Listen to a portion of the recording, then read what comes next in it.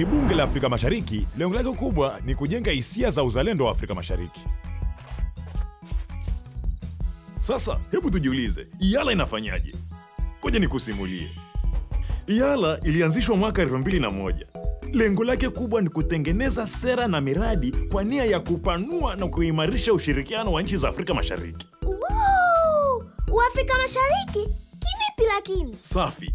Hizi sera zinagusa nyanja za kisiasa, kiuchumi na kiutamaduni, pamoja na utafiti na teknolojia, ulinzi, sheria na mengine. Yote ni kwa faida ya mataifa ya Afrika Mashariki.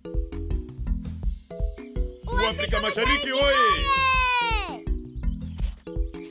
Sheria zinatengenezwa na kupitishwa. Miradi iliyopo katika Jumuiya ya Afrika Mashariki inaangaliwa. Wananchi wa Afrika Mashariki wanawakilishwa katika kutenga na kupitisha bajeti. Kwa hiyo nani hasa anafanya hizi kazi? IALA inajumuisha nchi 5 za Afrika Mashariki: Burundi, Kenya, Rwanda, Tanzania na Uganda.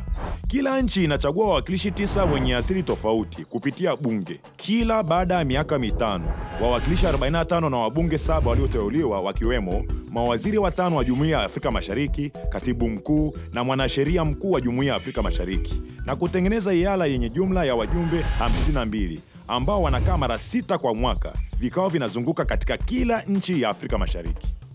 Sudani Kusini iliyojiunga na Afrika Mashariki hivi karibuni inatazamiwa kuwachagua wawakilishi wake kwenda IALA mwaka 2017. Hivyo wawakilishi wataongezeka hadi kufikia 54. Subiri kwanza Nkoti, wanatuwakilisha sisi? Ndiyo, hiyo ina maana tunaweza kuzungumza nao moja kwa moja na wao kuchukua matatizo yetu na kuweka mezani.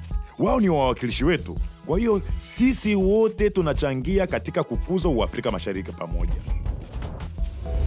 IALA, pamoja tunaweza. Uafrika Mashariki